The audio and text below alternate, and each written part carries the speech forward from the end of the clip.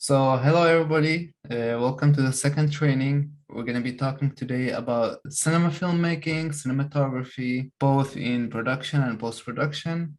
My name is Hussein. I'm going to be your host for today's training, and I hope you enjoy it. In today's training, unlike last time, we're going to be having the training as a video. I've arranged the topics in Adobe Premiere. It's a video editing app, and we're going to go one by one instead of a presentation because almost everything is going to be visual. I hope you enjoy it. So our project name is Virtual Stories, and this is the second training. So the link between the trainings, now that we are at the second one, is that we started with making promos to learn the basics of film shooting, the basics of video editing, and then moving to today's training on strategies for cinematic movie making. We're going to be learning more in depth, more like advanced levels of filmmaking to make our stories, that whatever we shoot, more cinematic and more full of emotions and more like a professional kind of film. And moving forward, we're going to learn how to prepare a portfolio. So now that we have all our equipment with videos in a really good quality, whether it's shot by a phone, by a camera, by anything, now with the knowledge that we have, we're going to be able to make a portfolio in the future. And with the last training, we're going to be able to design and make a visual branding for our name. So we make our portfolio more professional and stands out. Moving forward, why cinematography or why cinematic filmmaking? It's just, as you can see, a normal flat video have a really big difference when it comes to not editing it or editing it cinematically. So even in production phase, there's a lot to be done when we're shooting. So there's a huge difference you can see. Starting from the production phase, what can we do to make our videos already from the production phase more appealing to the eye and more editable, let's say, so we can edit it further out? What's the steps that we can take? Starting with depth of field. So depth of field, it's the contrast between the background and a photo. We refer to it also with a bokeh or blur. As you can see here in this example, this is an example for bokeh and blur, where you can see the object or the subject in the foreground and it's kind of excluded from the background. What excludes it is the bokeh or blur we have. We can do this with f-stop. So f-stop is in the settings that we have on our camera, which what determines the size of the lens, if it's open or not. We can see it in any camera or even in the phone settings as f and then the value right after. So f1, f2, f1.8, 1.4, and so on. Here's an example for f-stop. As you can see, the more we have higher value, the more details we get from the background, the foreground, the midground, and the more sharpness we can start to get. And the lower our f value is, the more depth of field or blurry background we get once we focus on our main subject. We all see that this kind of photo on the right side and this one on the left side, it has a huge difference. Although it's the same picture in the same place and time, but you can see the difference already in a cinematic eye. That's because that's what we're used to it in the movies and cinema all the time. Moving forward, there's the distance. Distance also plays a huge role. If you are close to your subject, you automatically gonna start to get your depth of field much higher and the blurriness much higher compared to, let's say, if you're adjusting your f-stop. So for example, this object here with the same f-stop settings, if you go to 0.5 meter distance, you can already see that there is a huge difference between here as if you go to a 1 meter distance. You can still see a certain degree of blurry background, but not necessarily as much as if you are closer. And that applies for everything. What also happens here is you use your zoom. So we know that there is different sets of lenses when we're using a DSLR. So the higher millimeter, the higher diagram that we have on the lens, the more natural zoom it is considered to be. Just like if we have a 24 millimeters and 24 to 70 millimeters, if we zoom up to 70, that will create the blurry background just like if we go closer. So that's the zoom effect. And Same goes, of course, with any high millimeter lens, creates the same bokeh effect. Here we can see also, if we're using a 50 millimeter lens and we are using the settings of f1.8, if we're 30" from the object, as we can see here, it's pretty sharp and like we have a pretty blurred background. But when we go back up to 50 inches with the same settings without changing anything, we can see that suddenly it's way much more flat than how it used to be. And same goes for here, 85 with 35". Now, the 85 millimeter is apparently way much more sharp and blurry than the one in 50. Why? Because 85 is considered higher millimeter, like even you can compare it to zoom, like a higher zoom, let's say, if we don't want to go through the millimeters and settings. And same goes here. Whenever you go up with the millimeters, you get more depth of field. Plus that you're having the f-stop setting here already low, on a low level. So moving forward, we have to talk about the frames per second. We have to talk about the analogy of filmmaking. So how does filmmaking happen? How did they start with it? They started with filmmaking by creating photos after photos, as we know it today in the stop motion. Basically, starting, of course, from 24, if you have any less amount of frames per video, you're going to start to see glittering, more like black frames going in between, like it's something glittery or slow, very slow. The shutter is something, and the frame rate is another. Frame rate is the camera's ability to take multiple frames at 1 second. And the shutter is a mechanical tool that stands right in front of the sensor and also rolls. This is mostly used for photography, but it has its effect on videography. Moving forward to an example, here, when you see the FPS, this is the frames per second inside a camera, whatever we have settings specified for it. 1/50 is the shutter speed. Now, this is a shutter angle. This is something very different. It's only used in cinema cameras, and this determines how much the shutter is rolling when the camera is moving, how many degrees you're going to have as a roll. Basically, as a rule, if we have 25 frames per second or 24, the shutter speed automatically should be the double. As you can see in the right side here, this is the cinematic standard. If your camera is rolling on 20 FPS, your shutter should be 1/50. Let's say you like to shoot action movies. There's much more movement involved in the film or in the movie that you're taking or the shot that will kind of force you to take a higher frames per second or higher shutter speed, because whenever we see, let's say, a documentary or an interview, more stable kind of footage, like automatically go to 24 frames per second, because this is the cinematic standard. If you want to physically see what it is here in the camera, if I move my hands in a certain speed, you can see how much blurry it gets, because this is how fast our eyes can capture it.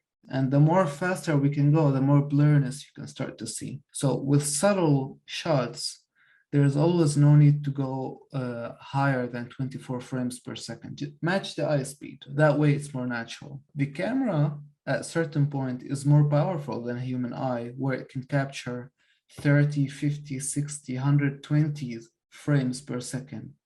And in cinema, that's used when you want to give a result of clear image. Like even if you look at the bat here, it's pretty much blurry, but look at it here with a double amount of speed, it's much faster.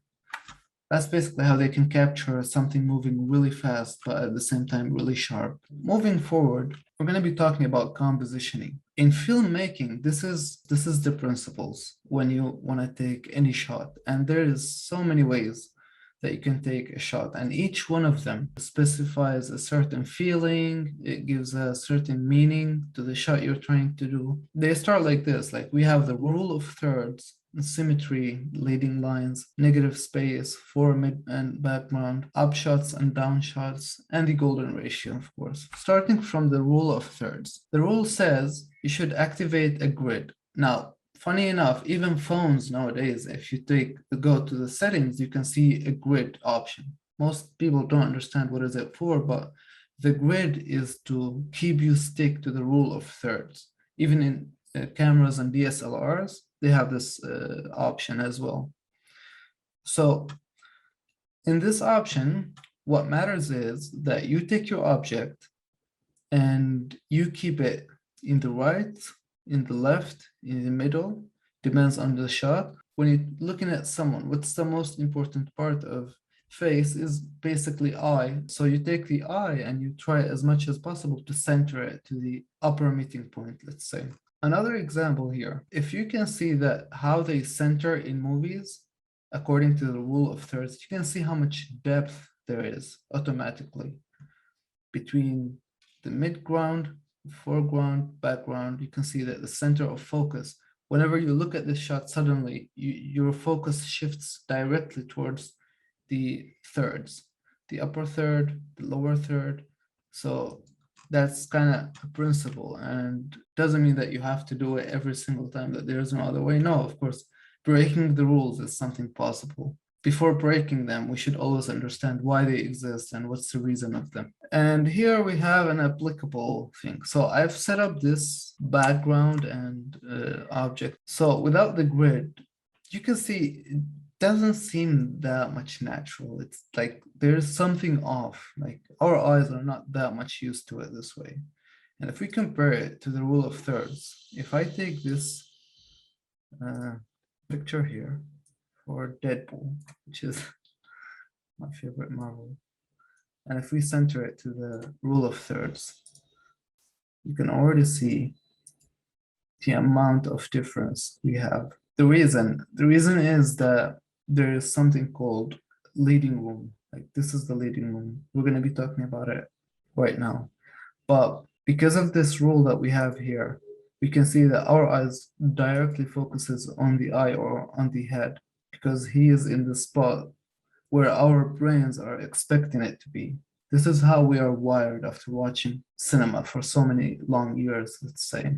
And moving forward to the second rule, we have symmetry. Now, believe it or not, some people, if they see anything that's not much in a symmetry condition, they get irritated really quickly, and they couldn't finish even watching something if there is no symmetry involved in it. So cinema world focuses so much on symmetry in every single shot. It gives more beauty, let's say, to each shot.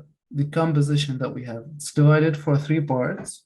We have the object on the left part, an object on the right part, and the environment, or let's say the background of the shot here on the right third, last one. An example also for this is middle symmetry. Now, this is pretty tricky. Using an object in the middle, as we said in the rule of thirds, it's not likely. Not much movies likes to use it to center the object, unless there's options or there's conditions to do this thing. If you can see what they did here, this is called frame in frame technique, where you have your object centered already in another frame. So the main frame is the whole picture that we see here. The secondary frame is what's behind her. So now that she's kept in the middle of the second frame, we have middle symmetry. And you can see already it's cut by 3 halves. So this is going to be the first third, and they used this bar here.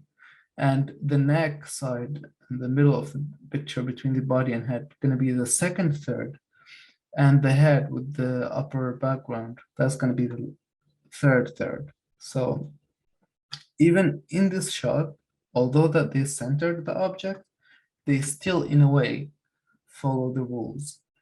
And that what gives the beauty for each shot that you can see mostly in cinema or in your own hands, because you can actually do that by yourself. Moving forward, we have something called leading lines. Those are the lines that we never see with our own eyes. Those are the hidden lines.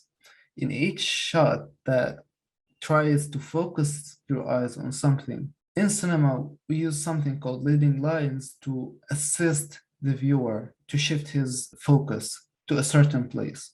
So in this option, the leading lines are the corners here, as you can see, as well as here on the right side. That directly focuses our eyes our eyes on the middle of the picture. If the object was here and you already have this symmetry, imagine how much distracting it would be. This is also another example from the Joker movie. You can see even in the smallest details, positioning in the right way, using the details and the structure of the house or building you're sitting in. Let's say even in the streets, you can use it in the streets, wherever you can find something. You can use that thing to create leading lines, to focus on something. And by the way, the slightest move, even the slightest move in this position would break up all your leading lines. So getting those lines is pretty tricky sometimes. That's why it's really helpful to use grid. Here's another example. You can see what kind of leading lines we're using. It goes directly to the main object. Here's the same way, but you can see that the second option of leading lines, that it shouldn't be all the time pretty straight. It can be curvy. Moving forward to the next step is negative space, or there's a lot of names. There's negative space, leading room, headroom, forward space. You can name it whatever you want, but the main idea is that whenever we're shooting a character, you have to take the picture into 3/3, as we mentioned earlier, and you have to give 2/3 from the image as emptiness for whatever direction the character is looking towards, which is this place. So we keep the character head in the first third. And the second thing is the headroom. Also, cutting the forehead is something that really unlikely to happen. But whenever we're shooting, we have to always remember to give something as a headroom. And the headroom is the space here above the head. So considering the first third here, if I can take a ruler, considering this first third, let's say, you take half of it to the forehead and you take the other half for what's above the character's head. Sometimes, if we take, let me do some scaling to this. In some shots, you can see that there is shots like this. This is really disturbing shot when you have your character and its direction towards the end of the frame. Now, when you see something like this in cinema, what's the reason of shooting this? This is called a trapped end. When you trap your character in the side of frame, which gives the feeling to the viewer that they are trapped, they're having some psychological issues, they have some fear, or they have a dead end in front of them. They just don't want to do. This is how they specify the feeling using this compositioning or this framing. So some people also name this space here as a negative space. But if it's used, that's the reason of using it, which is the emotional state of the character to be trapped. Breaking the picture or breaking the frame. Every frame that we take, we must break it to 3 pieces also. If you want something to stand out, you have always to make a foreground, a middle ground, a background. Now, the thing that you want it to be in the center of focus, or what's directly shifting the eyes to, is the middle ground. Let's say you have this picture here, you want to focus here. A lot of people just ignore the foreground. Like they go right close to it. They ignore that there is any ground right next to it. They shoot this and they keep all the other space as a background. And that becomes called as a dead space. Having this foreground always separates and gives more depth to our image or picture. Now, here is a lot of psychology in this compositioning. The reason is up and down shots, they carry an intense amount of effect to the viewer. So whenever it's used to either, when it's up like this one is upshot, when the camera is positioned way much below the character. This gives strength, power, and effectiveness to the character that is in the frame. Whenever you want to show that you have a really strong and great character, you take your camera and you go way much below it. A second example of an upshot is right here. This explains both of them actually, the upshot and the downshot. We're going to see in a bit. Now, this lady directly gets this feeling like she's just really intense woman that kind of freaking out the little kid, and she just want to order her something or control. Like she's in control. Whenever the person is in control, take a down shot for them, like up shot, but your camera is from the lower level. And moving to the little girl, this is an upshot. You can see how insecure and scared, and you can feel it directly just from the position of the camera that it's exactly the opposite and shifting in power. Like there's a huge shift in power between those two shots. We have the great golden ratio, a lot of names. Some call it the God ratio, some call it Fibonacci code, Fibonacci ratio, golden. There is so many names for this golden ratio. So basically, it always attracted my interest, by the way, that this ratio exists in everything. It literally exists in everything. In our facial structure, in the plants and astrophysics, in physics, in chemistry, in codes, in technology, in IT, you can see this ratio literally in everything for some reason. Why? Nobody still knows. Nobody knows the reason actually. And what it refers to is this shape that you have a centered focus and it goes spirally towards the end. And of course, wherever you look in those places, you can see the similarity. And another example, let's take a facial structure, for example, the ear, the way how it shifts, and the dimensions of the face structure. Here you can see how we have a composition driven out to be in the Fibonacci ratio, and directly your eyes focuses on this character right here. It's just structured that way. And when you watch such a frame, your focus ends up all the way here on the left side. You can't help it but to look that way. And especially if it comes in a sudden. Here we can see another way of using this Fibonacci structure or golden ratio. But here's the thing. This is extremely advanced. Even in filmmaking, having this structure over a shot and creating your shot and compositioning it according to this is not an easy task whatsoever. What people use instead, that if you go to the lower thirds rule and you break the composition to again to 3 layers, you can already see that it matches it so much. You have the center of focus exactly on this spot here in the upper intersection. And you can see that the other actor here, he goes again there according to the rule of thirds, although it's in a different structure. And your foreground, again, it always should be within the first third of the frame. So we base this to it. And if you take this rule or this rule, they just serve the same reason eventually.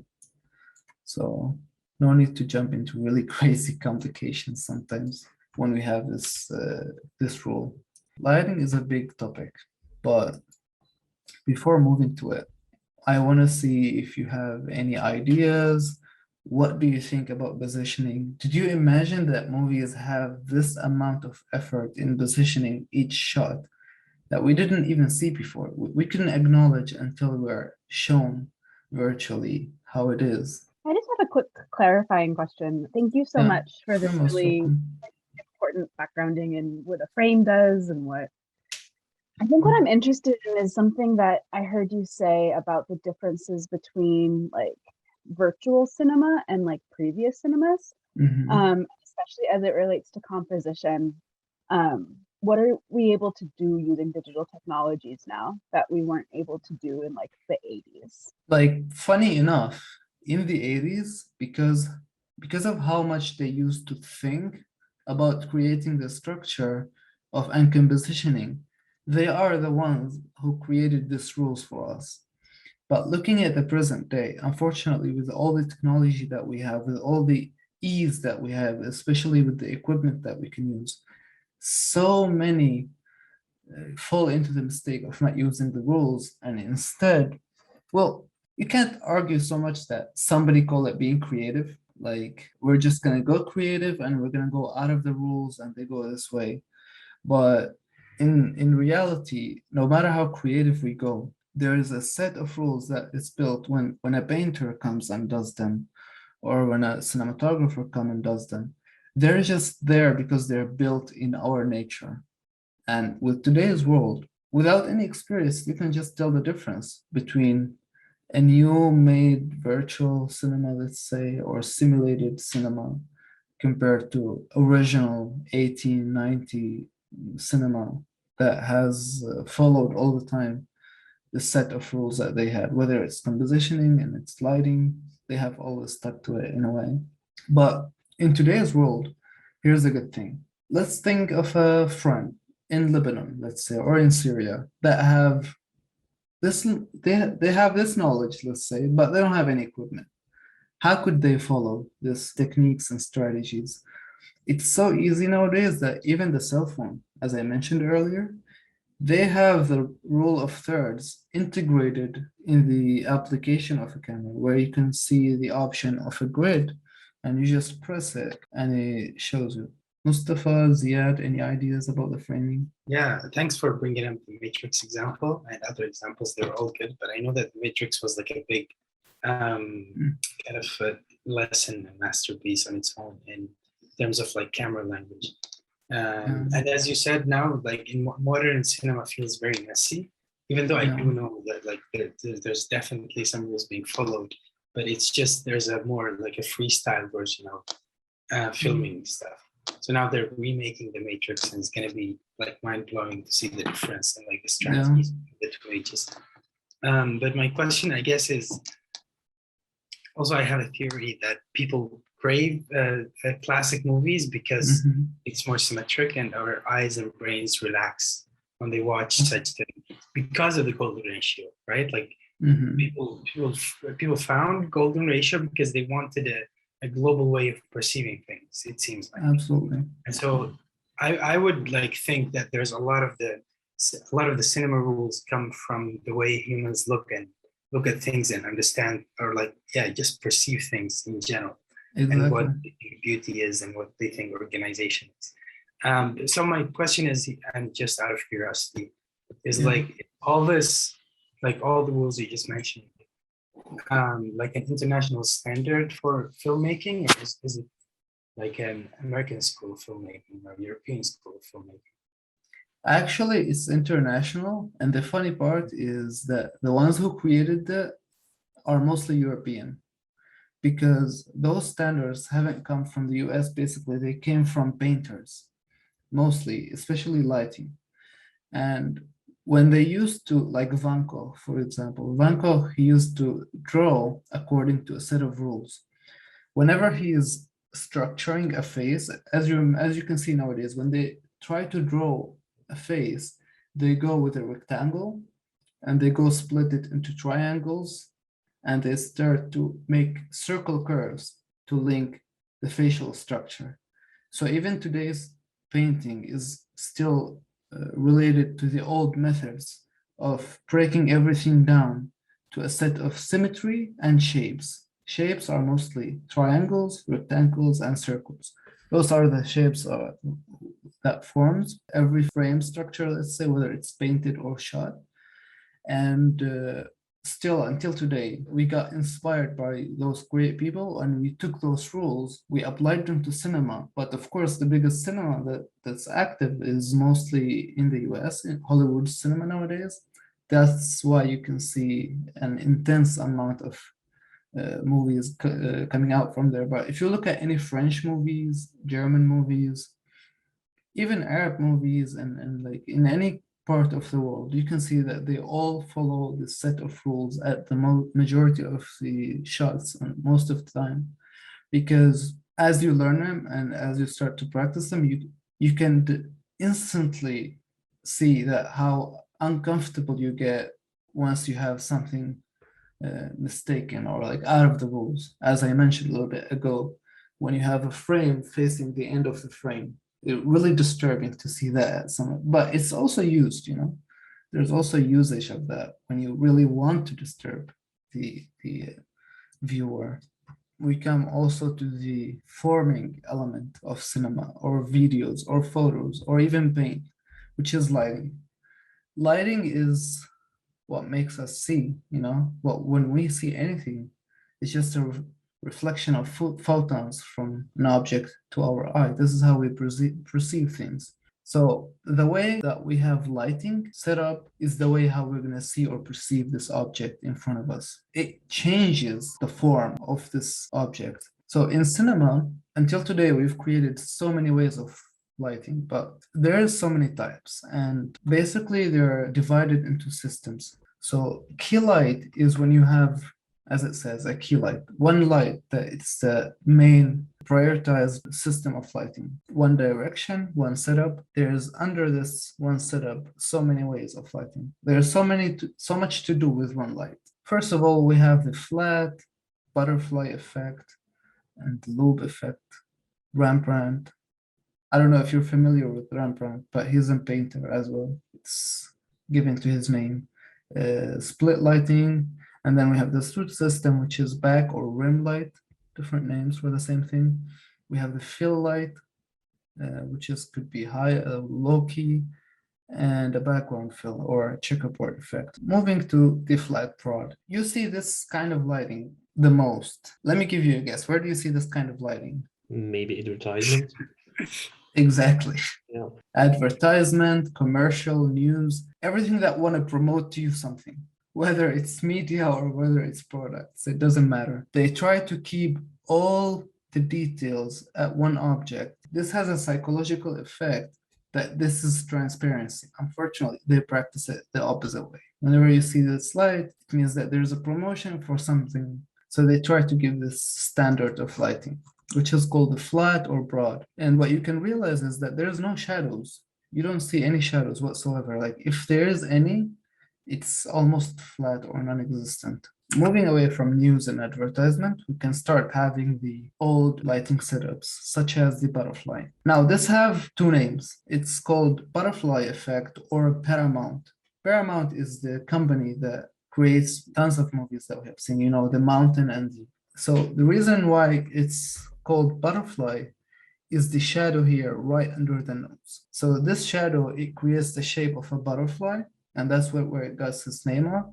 Also, Paramount company, every single model they take shooting for, they use this lighting technique. And by the way, this is a feminine type of lighting. It's used to give a slimmer type of face. Whenever you want to have a slimmer face, you have this lighting. And also to take the cheekbones and create a shadow from under those cheekbones. So that gives you the depth of the cheeks because of the cheekbones. And the way how you shoot, as you can see here, is directly from above the character or the object. You shoot in a 45 degree, but right from in front of it without taking any side degrees. Like if I'm here, exactly should be like from this angle. That creates the butterfly we're talking about here, and it gives this slim shadow right on the neck here. Moving forward, we have the loop effect. So in this effect, as you can see, you take the same light that you had in the previous phase, which is high above, but you go to a 45 degrees, as you can see here. Like it starts from the right side here and it goes all the way here. And what it creates is this nose shadow, it shifts to the other side. This is also really, really famous and ancient way of lighting, whether it's in painting or a photo or a video, which is called effect. Now, the more shadows that we're having here, the more dramatic look that we start to acquire. For example, if I'm sitting in a refugee camp and I'm taking a video for someone, I can't just go and imagine applying this kind of light, which is the flat, here. It wouldn't be making any sense, It would be reflecting the opposite idea of what I'm trying to show. But if you take this kind of effect and you create these harsh shadows, you can start to be a little bit more dramatic in your shot. And here's the Rembrandt effect. Personally, it's my favorite. So what this effect is that you take the lights again, but instead of from 45 degrees, you take your lighting to a 60 degrees. So what that creates is a triangle here. You can see a triangle right on the cheek. And the nose shadow, it get linked directly with the neck. You don't have any more lighting between the neck and the nose. It's linked with one shadow. Here's another example. You can see that we have the same triangle. Why we have a broad and short light for it, it's that it's divided to where's your camera positioned. So if your camera positioned on the brighter side, you start to have a name as a broad Rembrandt. And if you have it set up on the other side where you have the majority of the shadow, it starts to get named short light or short Rembrandt. And we go to the split lighting. We specified that the butterfly light is more feminine. This is the opposite. This is more kind of masculine light, and it's used to specify so many emotions, so many feelings, so many psychological situations or statues. So split is when you take your light all the way 90 degrees from the side. And when you have this light on the side, you have the entire half of the face in shadow without any other light effect in it, like this, or the Joker example. And this is the most extreme dramatic light. What is it used for is an intense condition between the object and the environment, or the character and its environment. Or sometimes, as we have here in the split, in the Joker film, is to say that this person or this character have two mind conditions. And here we start having the backlight or the rim light. Now, the backlight is a light that you use from behind. In this condition, you can see it's positioned up high, but most of the time it's positioned below the character. And what it creates is exactly what Ziad has right now on his hair, a halo above your hair to separate your body from your background. And when you have this effect or this kind of light, you start to get way much more depth in your photo, even if you don't have enough lighting. So many times, let's say we go to shoot something, but there is no much light to even light the face. The solution is directly take another source of light, like a small light or something, or a mobile flash, and hit it from behind towards the head of the character, and you have this separation between it and the background. Imagine that if we don't have it, the hair will just blend in with the background. There wouldn't be much details or contrast between it and the background. So this is the rim light. Here, as you can see also, a really dark image. The only way to separate it, to take two characters visibly, is using the rim light to separate this background here from the face of the character. And the same goes for up here. They want to separate him also from the background. Notice that they didn't need to use it from this direction because the background is already not that much light.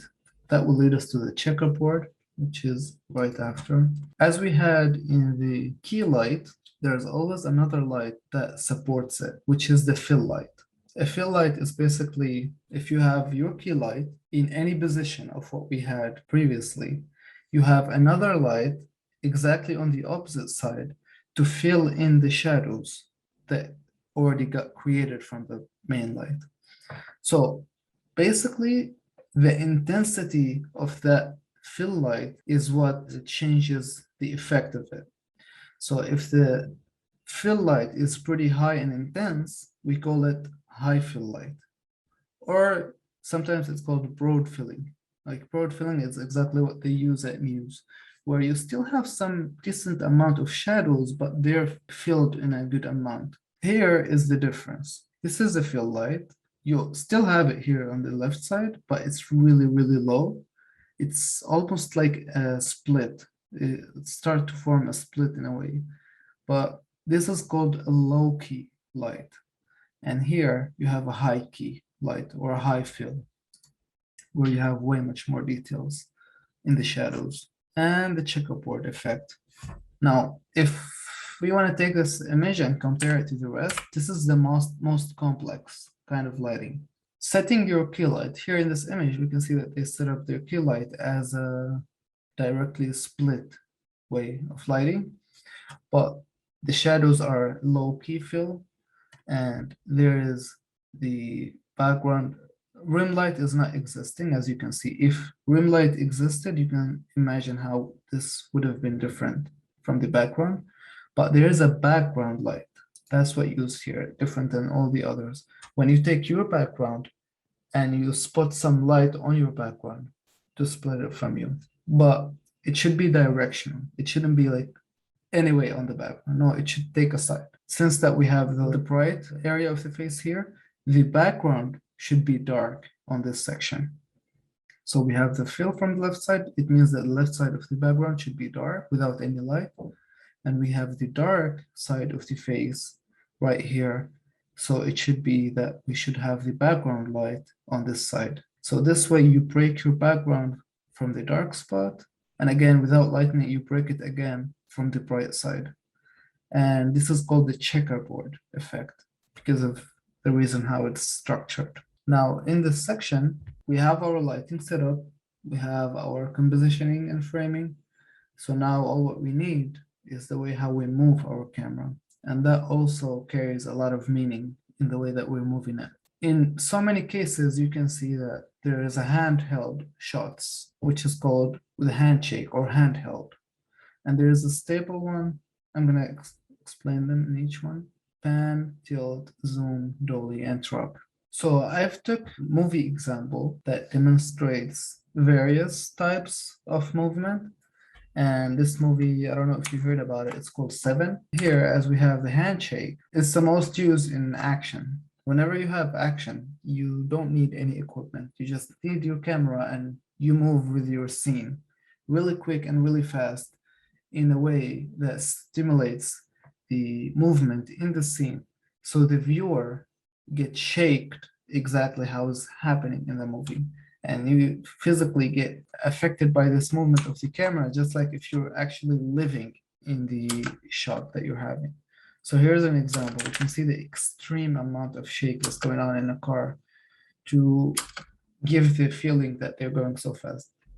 Fun fact, this is a stable move. There was no movement in this scene in reality, but the movement of camera is what gave it this live feeling. And the second is the stable shots. This is the easiest. And this is the most kind of shots that suits a good compositioning. When you want to composition something, you take a tripod or a monopod, a stable camera angle, and you just shoot. Now, stable shots in cinema, they tend to have less movement.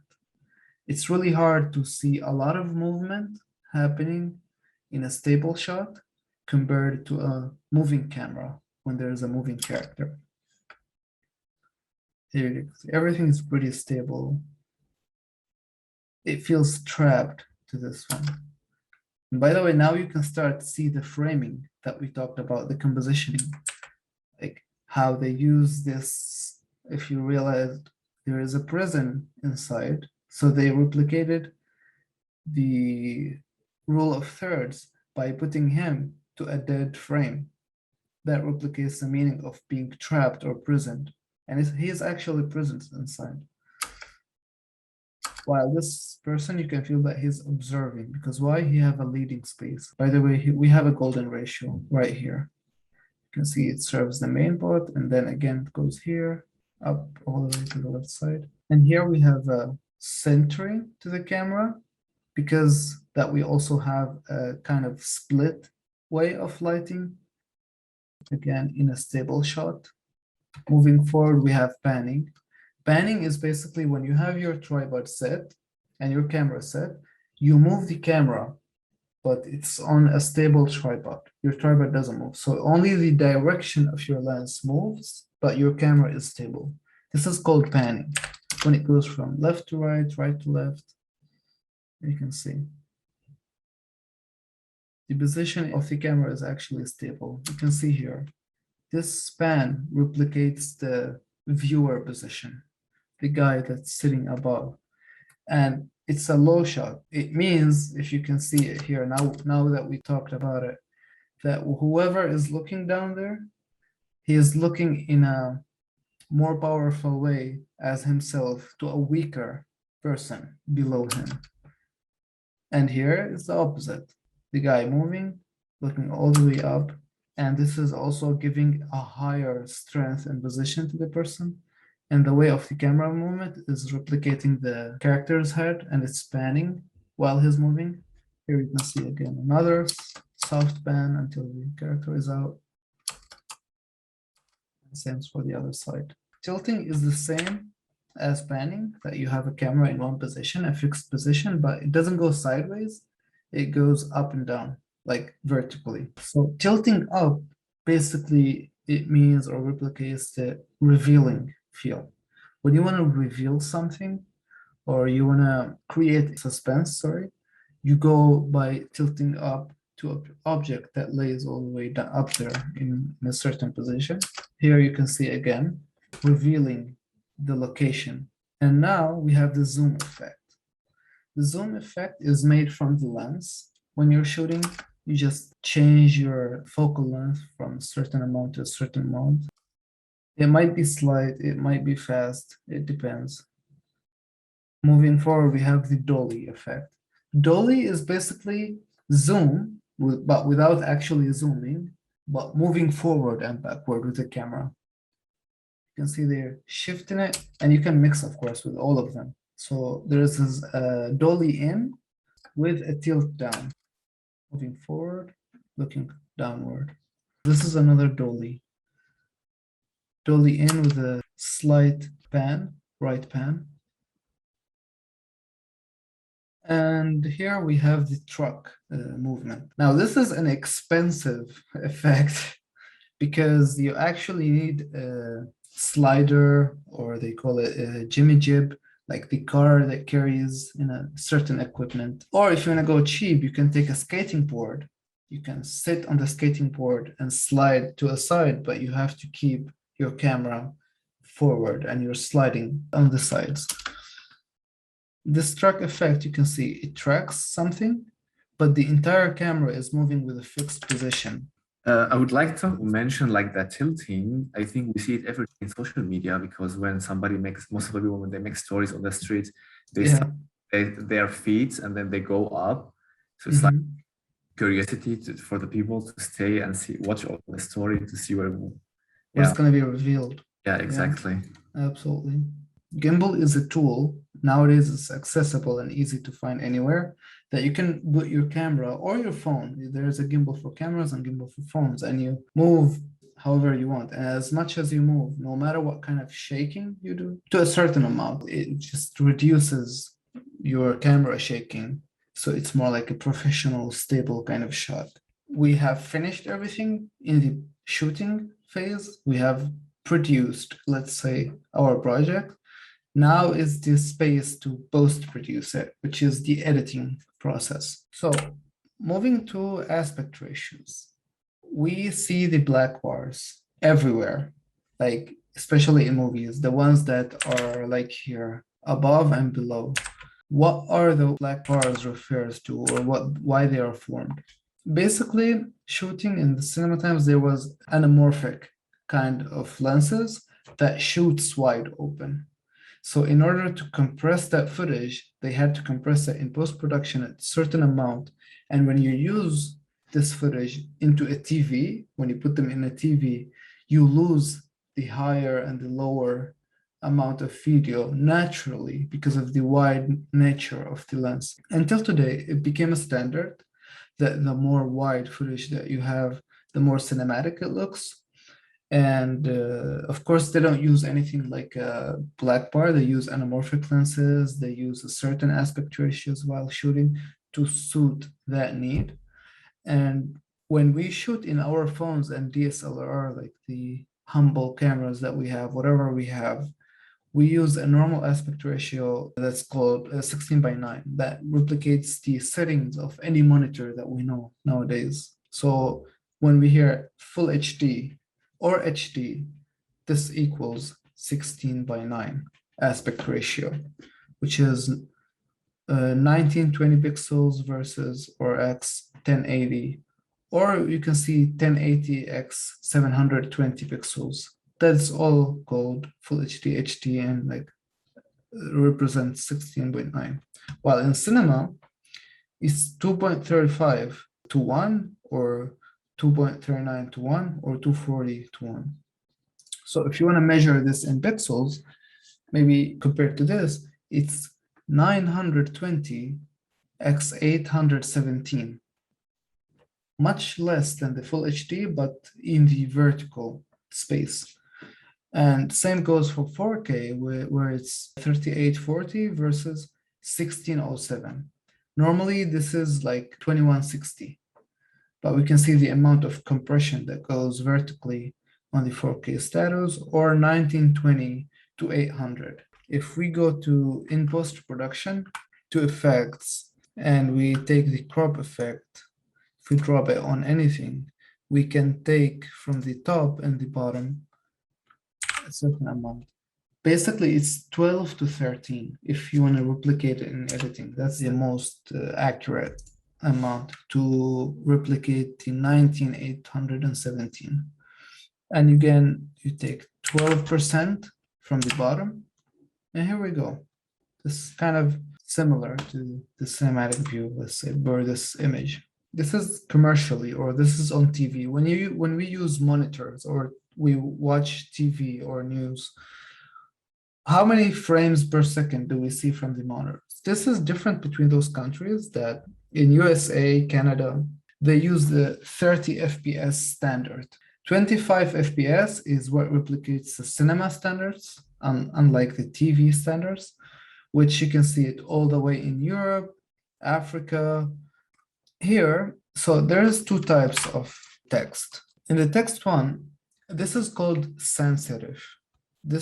It means without any serifs. And the serifs are those shapes that goes from the sides of each letter. As an example one, the most famous sans serif font is Arial, which is the default in many applications.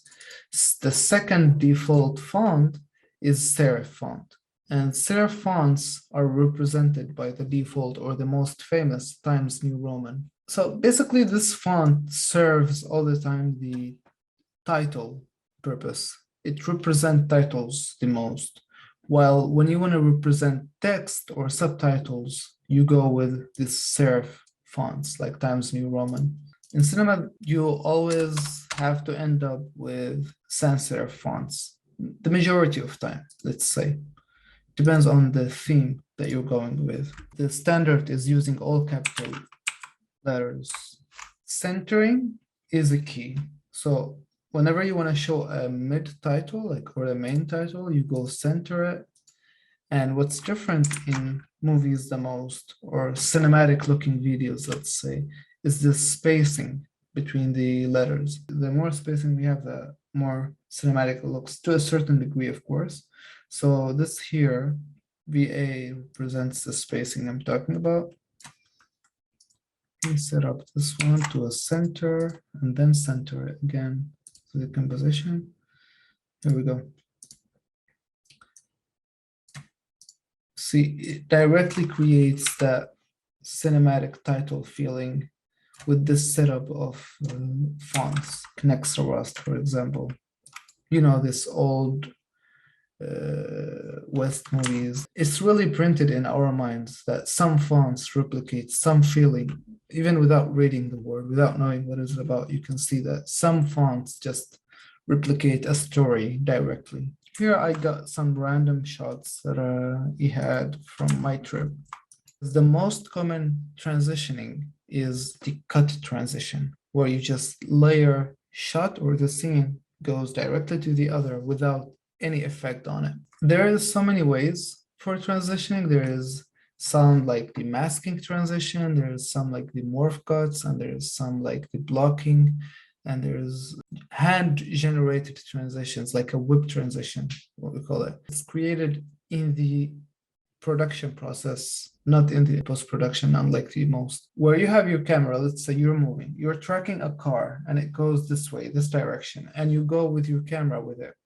If you go to any other position, and you go the same way direction using another object, you track it with your hand, and like you go with the same speed, and you bring those two videos and cut them in between, you can have a smooth movement from one shot to another, shifting from the objects, just like if nothing happens.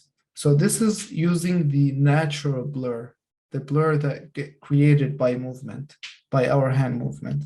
Also, what's important is colors. Right now, we see a normal footage. There is not much into it. In cinema, that's not accepted.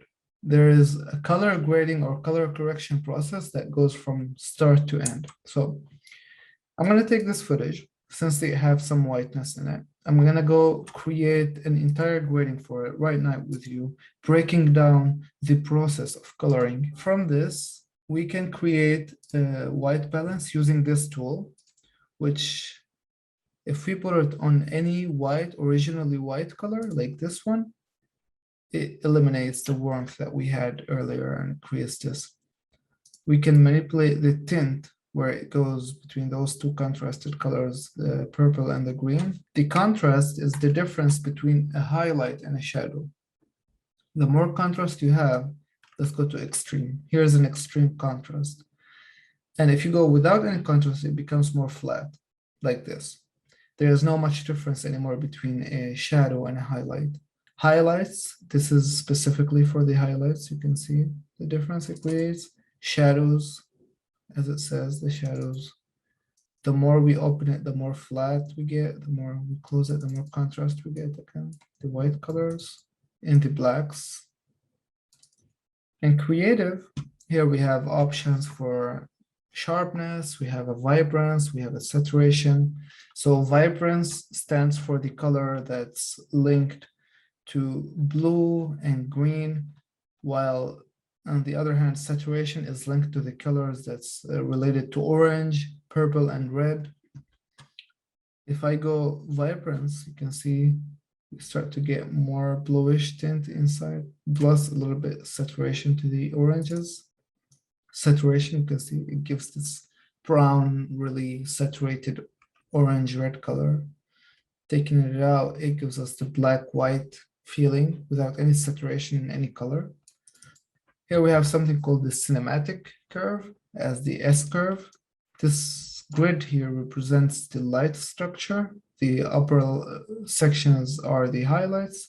The middle structure is the midtones, and the lower structure is the shadows. So moving forward, there's the manipulation of the colors themselves. You can even change the colors, the amount of saturation they have, the hue they have, the luminosity they have, all using those options here. Using, for example, saturation, I can color pick it here. Press on the place I want to take away the saturation. If I reduce it, you can see only that area gets affected, only that certain color gets a lower or a higher. See, here's towards the red and here's towards like less saturated. We can change the hue. So if you see this blue here, you can literally play with the hue. You can make it green, this type of greenish, purple, red, yellow. This is what hue is about, changing the entire color from a certain level to another. Luminosity, as it stands for, the amount of light each color has. So if we take the blue again, if we raise it up, it's higher luminosity. If we take it down, it's lower, turns to black. You can see it breaks the structure of the color because there is not much details. Last but not least, we have the color wheels, or when we have a tone into a certain amount of light, which is the highlight, shadows, or midtones. So this is a highlight in a picture where you can see something close to white or like really bright. Shadows, as we know here, midtones is everything in between, like here, what we see all the sides here. So if you're outside, you'd see that the highlights are always close to orange or red because of the sun effect. The shadows are mostly bluish, let's say. Midtones, it depends on the mood that you want to give. For example, I give the highlights a little bit red-orange feeling here. I can give the colder shadow feel here, as you can see the difference here.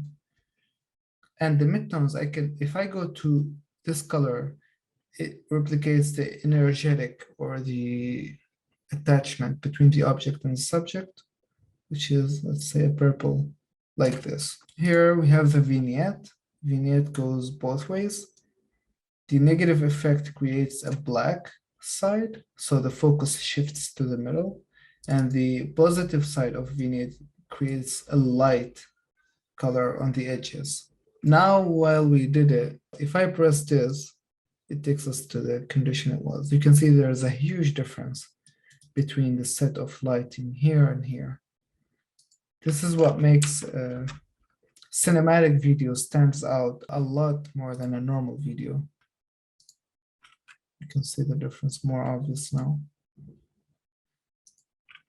I'm glad to see you all and looking forward to see you next lesson. We're going to be learning how to do our portfolio. Bye-bye. See you Bye. soon.